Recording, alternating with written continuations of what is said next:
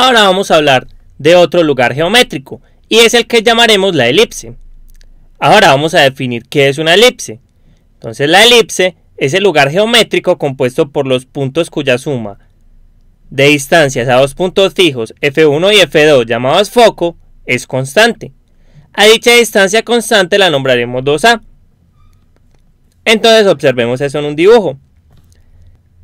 Tenemos que una elipse va a ser lo siguiente: si tenemos un punto, esta distancia a dos puntos fijos es la que se va a mantener constante.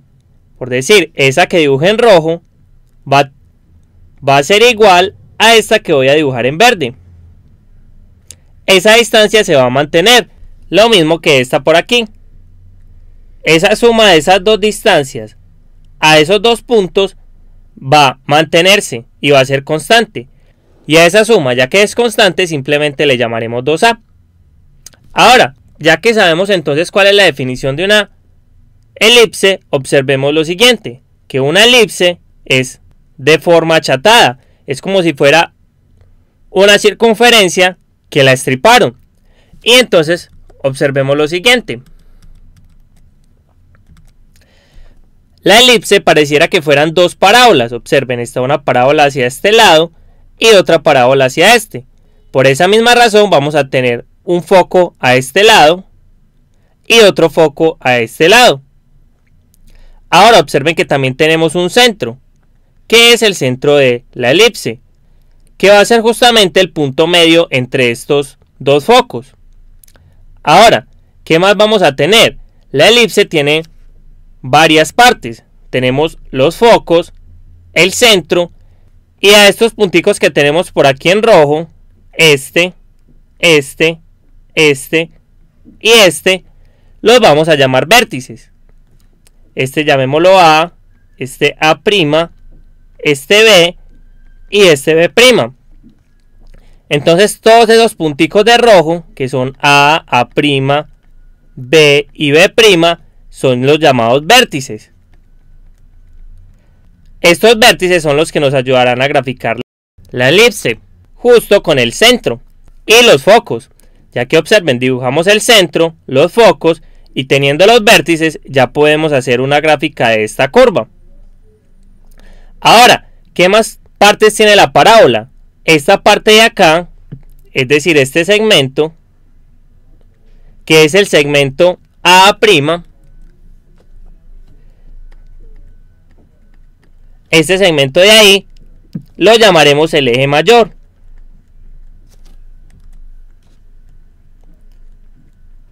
El eje mayor simplemente va a ser hacia donde es más ancha la elipse, ya que por ejemplo puede ser así. Entonces en este caso el eje mayor sería este segmento que hay aquí. Nada tiene que ver con las coordenadas X y Y, simplemente es el lado que esté más grande. A este eje mayor simplemente le vamos a dar la longitud de 2A. Esta va a tener una longitud 2A. Es decir, la distancia de aquí hasta el centro va a ser A y esta distancia también va a ser A. ¿Qué más vamos a tener? Ahora, este segmento que hay aquí, que es el B', que sería el que une los otros dos vértices,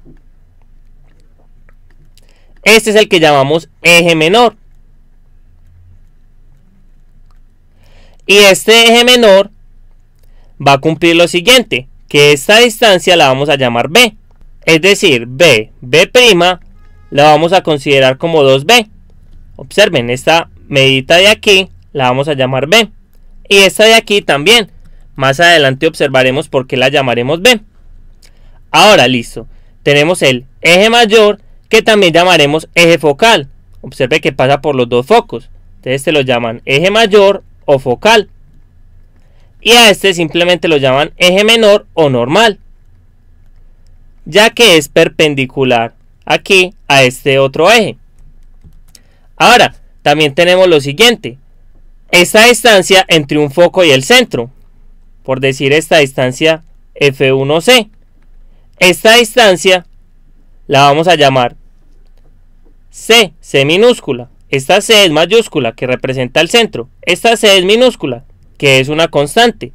Y esta distancia nos será bastante útil. Debemos tener en cuenta entonces que del foco a el centro hay una distancia que llamaremos c. Ahora, igual que pasaba para la parábola, este segmento que es perpendicular al eje focal y pasa por un foco lo llamaremos lado recto.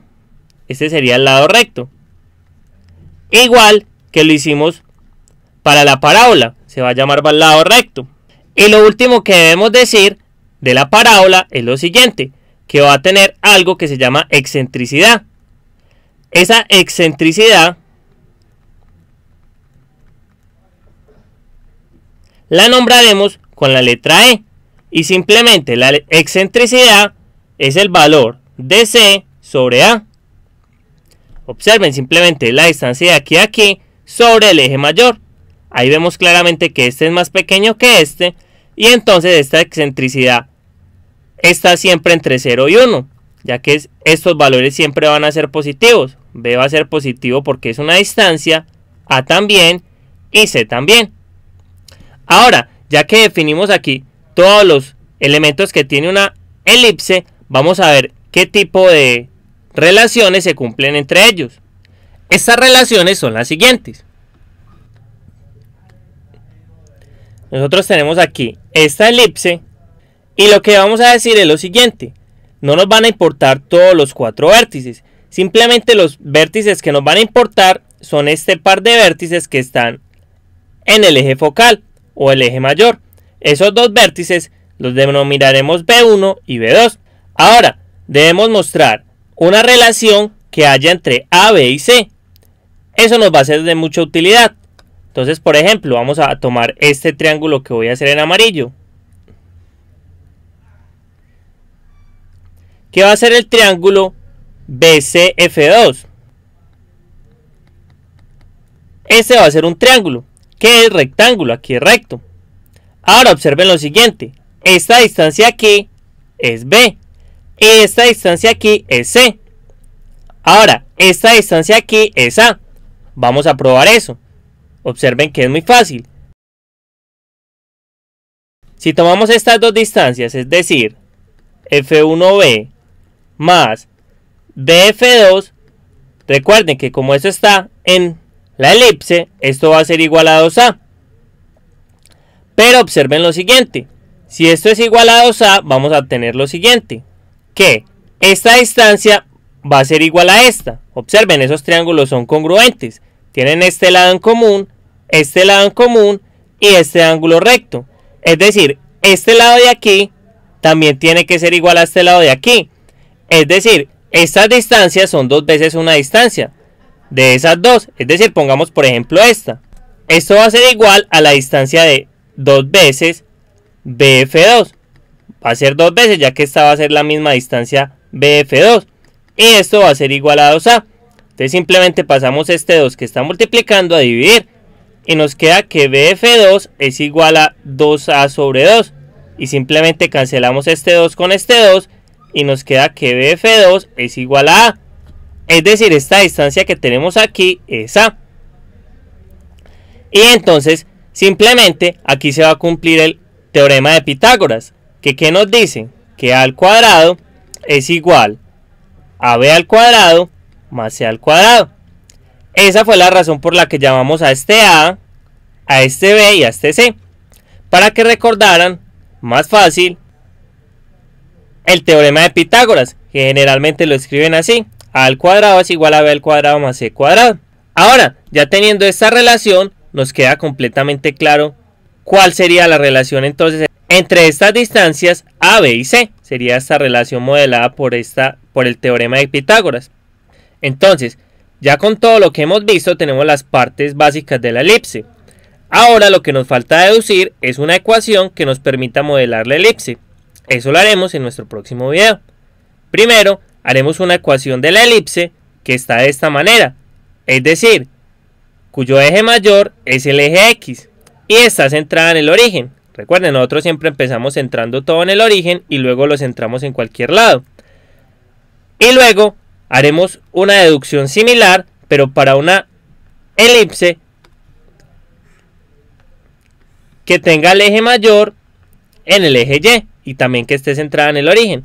Tenemos estas dos posibilidades. En los dos videos siguientes mostraremos entonces la deducción de esas dos ecuaciones para cada una de estas dos elipses.